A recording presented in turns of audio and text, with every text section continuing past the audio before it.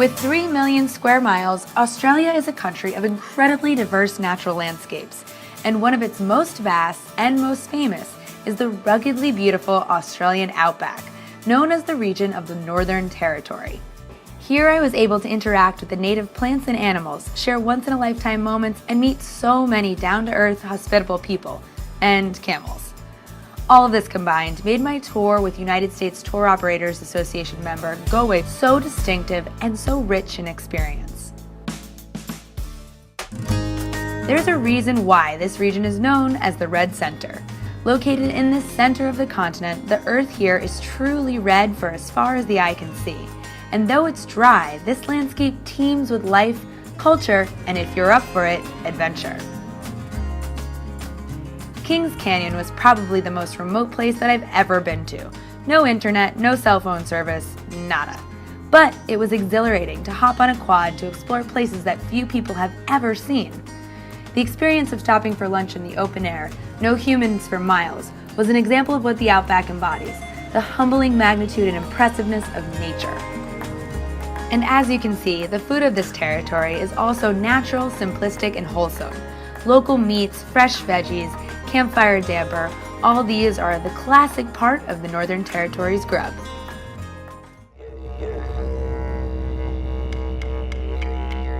We are at Uluru, the most famous landmark of this area and one of the most well-recognized sites in all of Australia.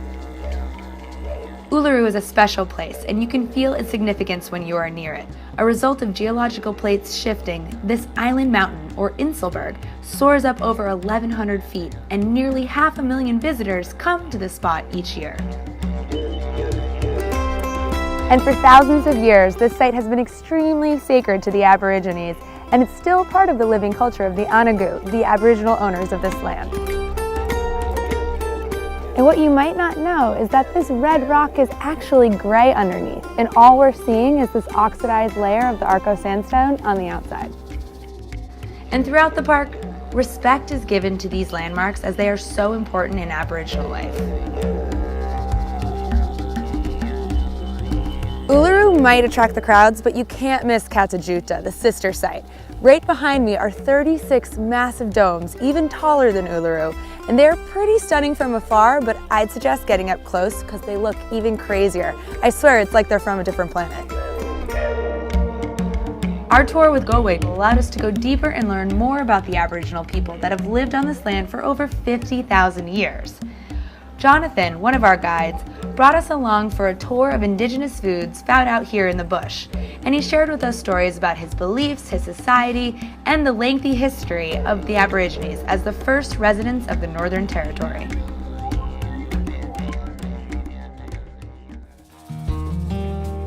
The Northern Territory owes much of what it is today to the tough and lanky camel. These beasts were the literal backbone of the development of this region, and today they are still integral in daily life and in tourism. And nothing pays homage to this camel more than this annual event in Alice Springs. We're about to start out a day at the races, and these aren't just any races. This is the Lassiter's Camel Cup, where everything today is about camels. They have some serious races and some more fun ones, but at the end of the day, it's all about fun and taking this baby home.